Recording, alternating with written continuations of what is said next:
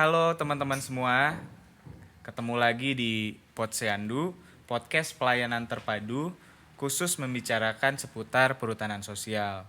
Hari ini kita mau ngobrol-ngobrol nih, kira-kira apa aja sih peluang-peluang usaha atau hasil-hasil hutan yang bisa dimanfaatkan oleh masyarakat perhutanan sosial. Nah, kita sudah hadirkan di sini Mas Andi Rohman. Selamat sore Mas Andi. Ya, selamat sore. Sehat Mas Andi kabarnya? Alhamdulillah. Alhamdulillah sehat. Amin. Sehat. Mas, boleh perkenalan dulu mungkin Mas Andi ini nama panjangnya siapa, lalu backgroundnya seperti apa? Boleh Mas? Iya. Baik, nama saya Andi Rohman Kurniadi. Tapi dipanggil nama pendek saja Andi gitu kan. Oke. Tapi orang banyak menyangka Andi itu dari Sulawesi. Oh. Ternyata saya ini seorang manipulator kayaknya. Jadi Andinya itu dari Jawa Barat. Karena ada Andi dan Kurniadinya ya. Oke. Oke. Saya asal dari Kuningan, tepatnya di kaki Gunung Ciremai. Jadi sehari-hari saya selalu terngiang dengan pemandangan di sana, gunung dan hutan gitu ya. Sehingga memang selama pendidikan saya dari awal pingin masuk ke kehutanan gitu. Oke, Jadi kenapa masuk ke IPB salah satunya itulah cinta hutan ya. Walaupun awalnya pingin jadi tentara tapi nggak jadi. Berarti dari kaki Gunung Ciremai pindah ke kaki Gunung Salak. Kaki Gunung Salak ya. Ke Bogor ya. Kalau perjalanan hidup saya agak unik nih Pak. Jadi dari gunung ke gunung hidup saya. Oh. Jadi saya di sana tinggal dari kaki Gunung Ciremai. Tinggal di Bogor itu di kaki Gunung Batu. Di puncak Gunung Gunung Batu. Kerjanya di Jakarta Gunung Sahari. Jadi gunung ke gunung. Menarik. Iya, Nah Mas Andi boleh cerita nggak sih pengalaman Mas Andi nih di bidang perhutanan sosial sudah pernah ke lokasi mana saja atau dampingan dari Mas Andi ini di mana aja, boleh diceritain nggak? Baik, saya terjun di perhutanan sosial itu sebetulnya sejak kuliah selesai. Karena memang basic saya itu adalah perhutanan sosial juga. Saya risetnya di perhutanan rakyat kebetulan.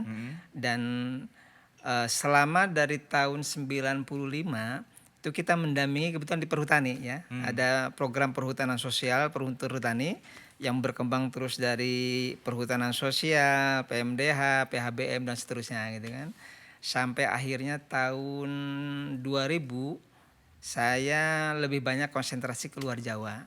Jadi memfasilitasi bersama-sama masyarakat di lokasi-lokasi kawasan hutan juga, masyarakat di sekitar hutan. Pada waktu itu memang belum ada PS dalam konteks ini ya. Kalau di Kalimantan dulu pernah ada namanya BK Habum ya, bagian kawasan hutan yang dikelola oleh masyarakat. Nah itu juga salah namanya, satu Mas? BK Habum. BK Habum. Nah, kebetulan waktu itu dengan PH ya di perhutanan. Tapi di situ menarik ya. Jadi bagaimana masyarakat mengelola kawasan hutan penyangga gitu. Itu salah satu learning kami di sana, bersama-sama mereka belajar. Termasuk juga mungkin di Lampung, dalam konteks kunjungan di Jambi juga riset-riset kecil bersama-sama dengan waktu itu ada WWF juga. Oke. Dan di beberapa lokasi termasuk yang di Papua nih pernah ketemu dengan Pak Jembris ya, kira-kira Pak Jembris. dalam konteks produk ya, pengembangan produk. Nah Mas Andi, dari perjalanan Mas Andi nih pernah mendampingi ataupun singgah ya, mampir misalnya atau kunjungan ke lokasi-lokasi PS. Kita kan tadi di awal sudah sempat buka pembicaraan bahwa hari ini kita mau belajar sedikit nih dari pengalamannya Mas Andi. Kalau masyarakat PS itu biasanya apa sih yang dimanfaatkan dari kawasan hutan tuh Mas? Ya kalau mereka sebetulnya intinya untuk hidup ya. Mereka akses ke hutan dalam rangka untuk kehidupan mereka. Jadi simpel sekali ya, tidak banyak. Tetapi memang juga ada banyak produk-produk yang bisa diambil. Selain kayu ya, kalau hutan kan perspektifnya kayu, tapi ternyata sebagian besar akses untuk ekonomi itu justru non kayu gitu ya. Ada dari kegiatan tumpang sarinya juga kalau di Jawa ya, itu banyak juga. Kalau di luar itu ada madu, ada termasuk di dalamnya itu adalah gula, termasuk rotan juga ya ada. Dan beberapa produk pala, kemiri dan lain juga bisa dimanfaatkan dalam konteks itu yang punya potensi ya. Tetapi bukan konteks menanam memang itu ya. Nah, kalau madu itu daerah mana Mas biasanya yang memanfaatkan madu tuh yang Mas Andi pernah? Saya lihat itu yang di Kalimantan. Dulu Oh, sempat juga Kalimantan dalam ya. kebetulan dalam program yang lain ya, yang dengan TFCA itu di sana.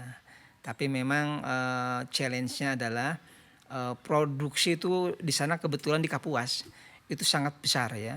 Bahkan dari sekian puluh ton itu hanya terserap 25 ton aja. Oh. 25% ya, 25% aja yang diserap oleh pasar ya, yang Iya. sudah connect kerjasama dengan. Tetapi 75% curah ya keluar. Jadi artinya harga juga rendah Oh. dan ya seperti gitulah. Jadi tetap laku terjual tetapi dengan harga yang di bawah standar Yang di ya. bawah standar ya. Dalam arti memang kondisi petani bukan sebagai pihak yang menentukan harga. Kebanyakan memang pasar penentuan pasar lah produk itu harga itu ditentukan oleh mereka. Ya, jadi menarik ya, maksudnya dari pengalamannya Mas Andi aja kita bisa ambil gitu pelajaran bahwa masyarakat PS ini macam-macam dalam memanfaatkan hutan. Nah, Iya, terutama sih untuk hidup ya Mas, tadi ada betul. memanfaatkan madu, lalu ada kopi ya Kopi Mas. termasuk di dari dalamnya. Lampung dan Lampung. Sumatera banyak tuh sampai Oh, Medan kopi juga ya. terkenal Lampung ya? Betul, dan juga di Medan ya kita di sekitar Toba juga banyak ya. Saya pikir itu sangat potensial sekali. Ada juga kopi, Silau. lalu dari Jambi ada apa Mas? Ada kayu manis. Oh, kayu manis. Itu juga salah satu produk yang biasa. Tapi memang di Jambi sudah cukup bagus ya dari sisi quality pengembangan sampai ke ekspor. Hanya memang di beberapa desa yang di perhutanan sosial juga aksesnya tetap susah dalam arti untuk membangun satu proses produksi yang bisa dihargai secara layak ya di Iya, pasar. iya, iya. Karena memang aksesnya harus kita fasilitasi lebih lanjut ya supaya mendapatkan bargaining yang bagus juga di pasar. Nah, iya maksudnya ini ya berarti dari masing-masing masing-masing daerah itu punya khas karakteristik produk dikarenakan mungkin karakteristik lahannya juga ya. Betul, Ada yang mungkin dataran tinggi, dataran rendah, pegunungan atau mungkin datar, Betul. relatif datar itu menentukan apa yang akan ditanam atau Betul.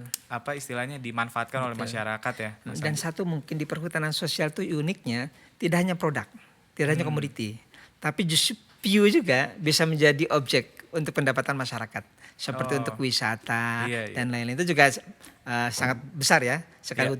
untuk yang punya view yang bagus, yang tidak boleh dikelola dengan eksploitasi dan lain-lain itu juga sangat potensial ya di Ya, beberapa jadi wilayah. wisata untuk mendatangkan wisatawan gitu, mau Betul. yang dari Indonesia ataupun dari luar Indonesia ya Mas ya. Ya. Nah, kalau boleh tahu nih Mas Andi sendiri saat ini kegiatannya lagi sibuk apa sih Mas? Aduh, kalau saya ini fokusnya di usaha nih. Ah. Setelah lepas dari dulu saya di Bina Swadaya ya, kebetulan lebih banyak berkutat di pemberdayaan masyarakat, membangun kekuatan kelembagaan masyarakat. Tetapi lantas saya berpikir memang ada satu hal yang sangat vital di masyarakat, bagaimana membangun sustainability. Makanya saya coba untuk masuk ke dunia yang nyata gitu ya, dalam usaha. Nah, kebetulan kopi Pak. Sekarang saya di kopi kecil-kecilan lah. Di samping juga membantu berbagai kegiatan di beberapa kementerian dan lainnya ini. Iya. Wah, menarik nih Mas Andi. Satu pertanyaan terakhir Mas. Ya. Harapan Mas Andi untuk perhutanan sosial ini apa sih Mas? Ya, saya sih berharap begini. Potensi hutan banyak sekali. Akses masyarakat di hutan juga sangat luas ya.